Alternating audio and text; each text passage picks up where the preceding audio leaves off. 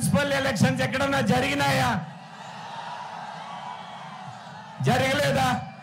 ఎందుకు జరగలేదు? దౌర్జన్యం చేసి లాక్కున్నాడు. ఇప్పుడేమైంది? ఇప్పుడు ఎందుకు మీ ఇంటికి వచ్చి ఓటు అడుగుతున్నాడు? చేతులు జోడించి ఎందుకు ఓటు అడుగుతున్నాడు? మీ ఇంటి ముందరకు వచ్చి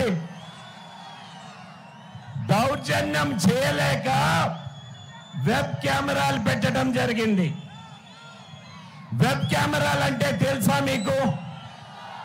వెబ్ కెమెరాలంటే బాగా వినాలి మీరు ఓటేసేదానికి అడుగు పెట్టినప్పటి నుంచి 262 బూతుల్లో కూడా 262 బూతుల్లో కూడా వెబ్ కెమెరాలు ఓటేసినప్పటి నుంచి రికార్డ్ అవుతుంది. అన్ని బూతుల్లో మీరు ఓటుకి అడుగు పెట్టినప్పటి నుంచి ఓటు నుంచి బయట వచ్చేంత వరకు రికార్డ్ అవుతుంది.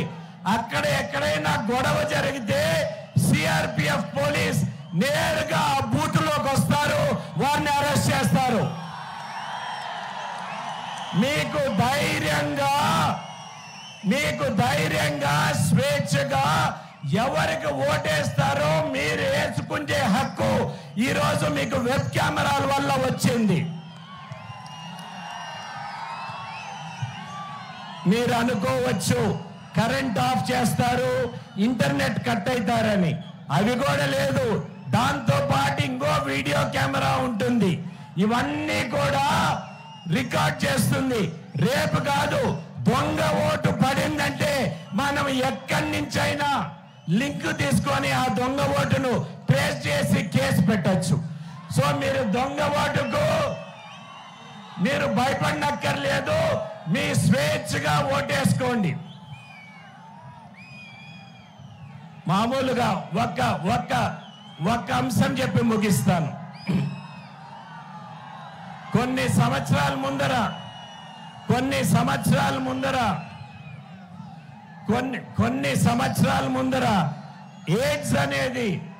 ఎయిడ్స్ రోగం అనేది మనకందరికీ తెలుసు. అడ్వర్టైజ్మెంట్ వచ్చేది. ఏమైనా అడ్వర్టైజ్మెంట్ వచ్చేది?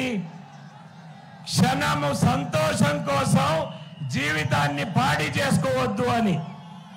ఎయిడ్స్ అడ్వర్టైజ్మెంట్ క్షణము సంతోషం కోసం జీవితాన్ని పాడి చేసుకోవద్దు అని.